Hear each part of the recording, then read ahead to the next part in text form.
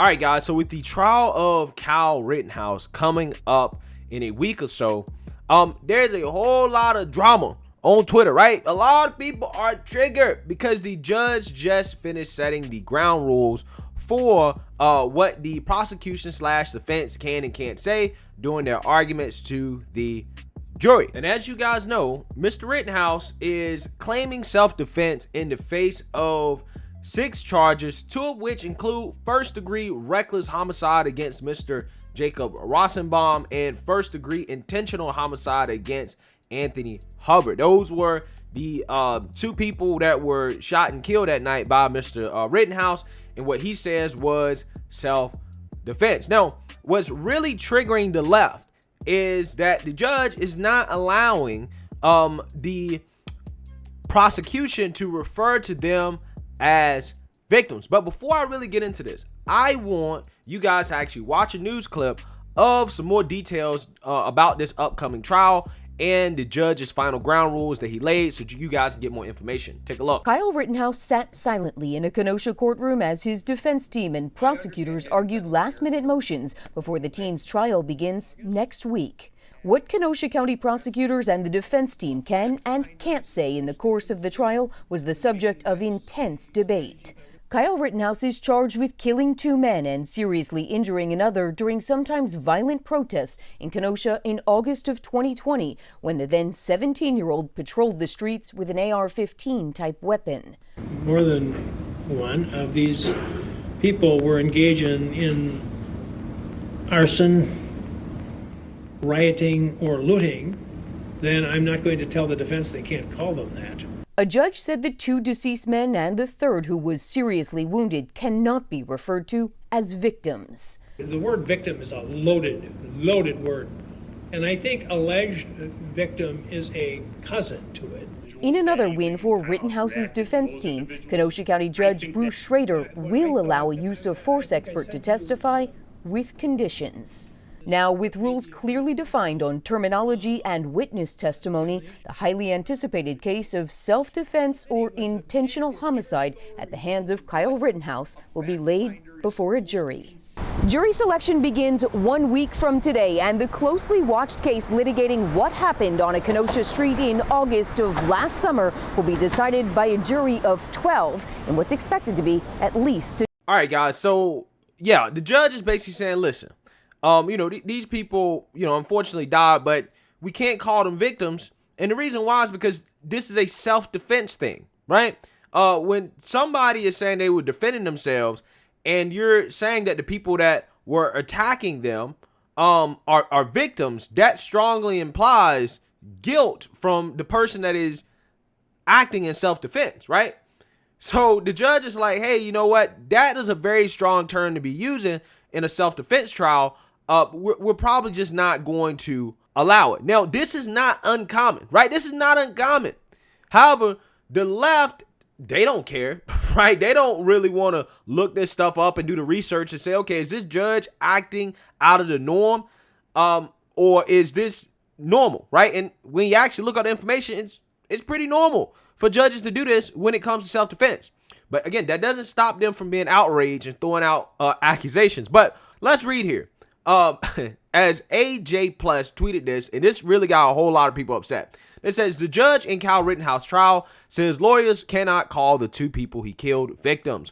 Rittenhouse killed 2 people and wounded another with an AR-15 style weapon. The judge says, quote, victim is too loaded, but will let lawyers call them rioters, looters, and arsonists. Well, I mean, the reason why is because if that's what they were doing, then that is a reasonable term to call them. If that was evidence that that's what they were doing, then you can use those terms. And that's what the judge said. He actually really said, I don't want you to say that in your opening statement. However, you can say that in your closing statement if the evidence suggests that that's what they were doing, right? That's what the judge said. But again, the details don't matter to the left. As I just want to read some of these comments here. It says, gee, that sounds unbiased. What kind of kangaroo court is he being trialed in? I've never come across a judge so blatantly biased. How gross. I'm sure that decision will be one of many grounds for appeal the state may have if Rittenhouse gets off. Will there be the political will? Gee, she sounds like a whole bunch of people sounded doing the whole Chauvin trial, right? That's what she sounds like in regards to it not being fair, right? This should immediately be appealed. The victims are not on trial in Kyle Rittenhouse case, and none of them were charged or convicted of a crime. The families should very well take action for the judge's defamatory actions.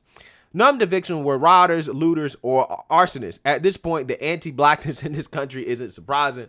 And then somebody responds, the victims were white. Machine Pun Kelly says, those words don't seem loaded at all. How in the fortification can you have someone on trial for murder and not have victims?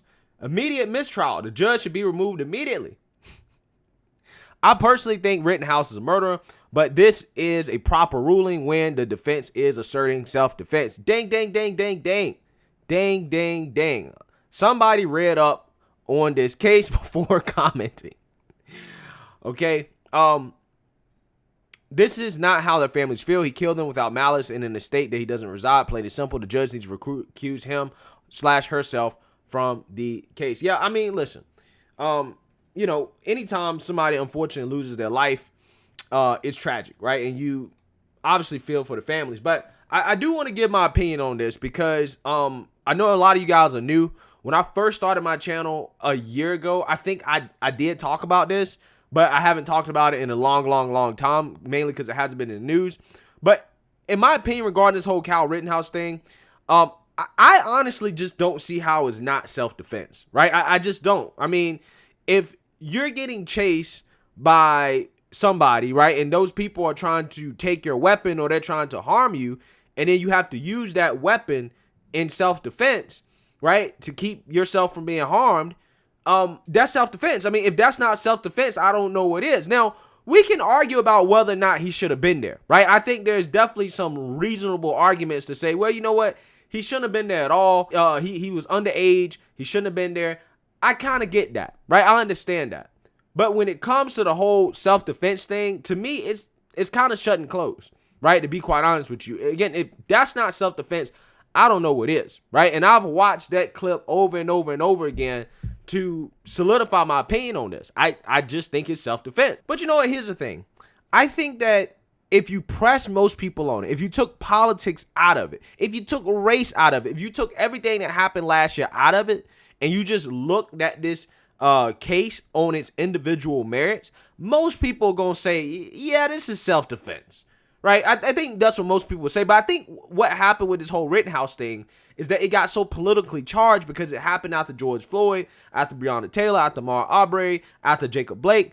I think it got so politically charged because you had so many people in this country that, you know, felt that, oh, you know, black people never get justice and blah, blah, blah, blah, blah. And then you see this white guy, this white kid who shoots 3 people, kills 2, and what he say was allegedly self-defense. You know, he gets up and he walks away and he, you know, walks towards the police, and the police don't shoot him on the spot. That's what a lot of people are mad about, right?